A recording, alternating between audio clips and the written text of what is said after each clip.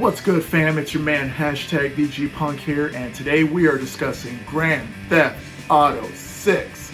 There's a whole lot of excitement surrounding this game, but not a lot of information to go on. So today we are taking advantage of that clean slate, and we are discussing all the things that we would like to have included. Here is 10 things that we would like to see in Grand Theft Auto 6.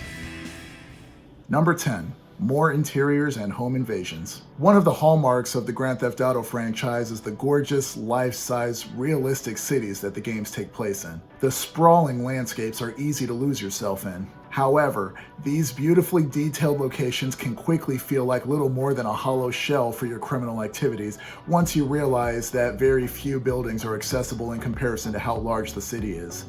Now, I'm not expecting you to be able to enter and explore every building, but it would be nice to be able to enter most of the businesses at least. It'd be fun to go in and either purchase goods or hold the clerk up and make them empty their register. As for homes, if homes became accessible, then home invasions could make for interesting side activities. I could see Rockstar hiding some of the best weapons in the game in an unsuspecting homeowner's safe in their closet. Number 9. New location. Don't get me wrong, I love Los Santos, Vice City, and Liberty City very much. However, those have been done, some more than others. It would be a breath of fresh air to have Grand Theft Auto 6 take place in a new fictional city while maintaining that Grand Theft Auto flavor. As most of the games in the series are a satire on the United States, the chances of us getting one in a different country altogether seems unlikely, but it would be interesting to see Rockstar's take on cities like Dallas, Seattle, or Portland. Should a location outside of the United States be considered,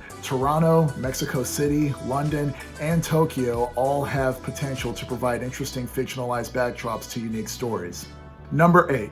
Cameos from previous characters. Regardless of where the next Grand Theft Auto happens to take place, it would be very nice to see some familiar faces along the way. These moments in particular are an excellent and always unexpected treat for longtime players. From Grand Theft Auto 3's Claude showing up in San Andreas, to the Lost in the Dam's Johnny making an appearance in Grand Theft Auto 5, these moments are a fun wink and a nod to the fans of the franchise, and can provide a surprising sense of closure to previous major players in the series.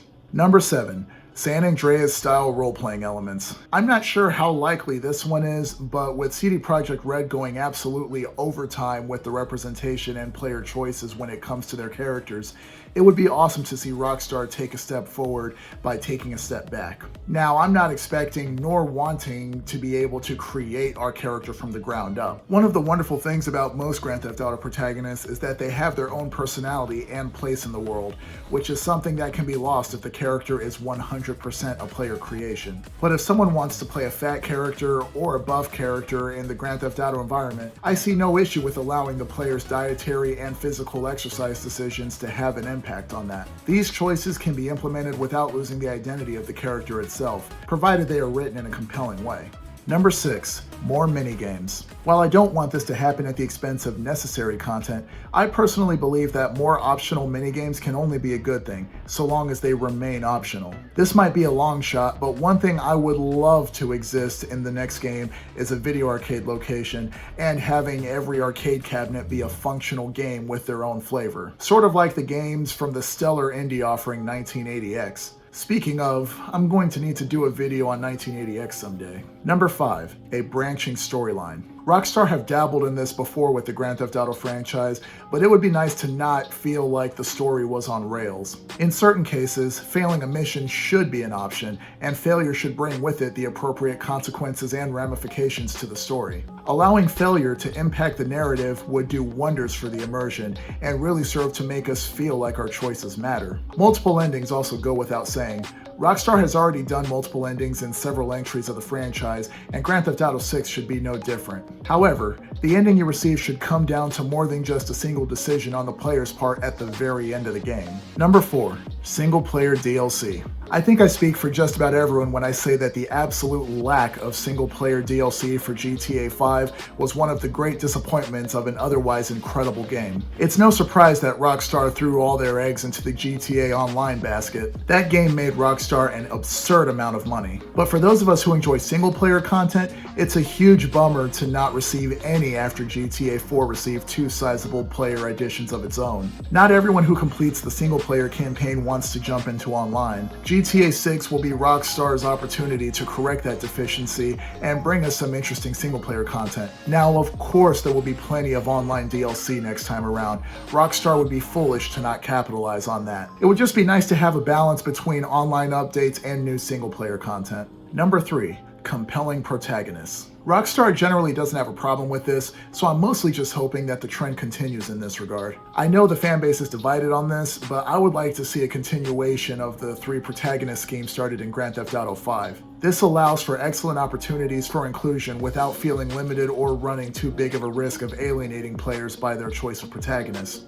Obviously, Rockstar will never be able to please everyone regardless of who the player character is, but doing the game with 3 main characters again gives Rockstar a decent chance of striking a perfect balance between old and new. They can keep the classic Grand Theft Auto flavor and still take risks. Of course, one of the 3 protagonists should be a classic Grand Theft Auto archetype, a man with criminal experience on the eve of building his empire, but one should also be... Number 2, a female protagonist. If we're going with 3 protagonists, there's absolutely no reason just one of them can't be a woman. It would add an interesting dynamic both with the other player characters and the world at large. It'd be quite compelling to see a woman in the world being underestimated by the men around her before raising all kinds of hell and asserting herself as a force to be reckoned with in the criminal underbelly. Number 1, a playable villain. This might be a little funny to say in a game franchise where you're a literal criminal, and this would only work if Rockstar goes with multiple protagonists again for Grand Theft Auto 6, but it would be wildly interesting to have a playable character actively working against the interests of the other characters,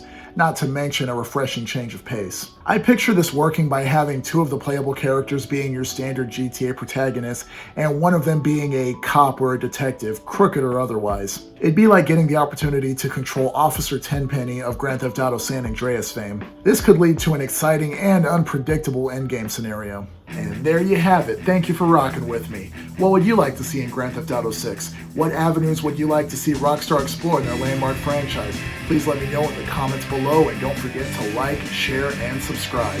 Until next time, I have been #VGPunk, and I will see you in the mosh pit.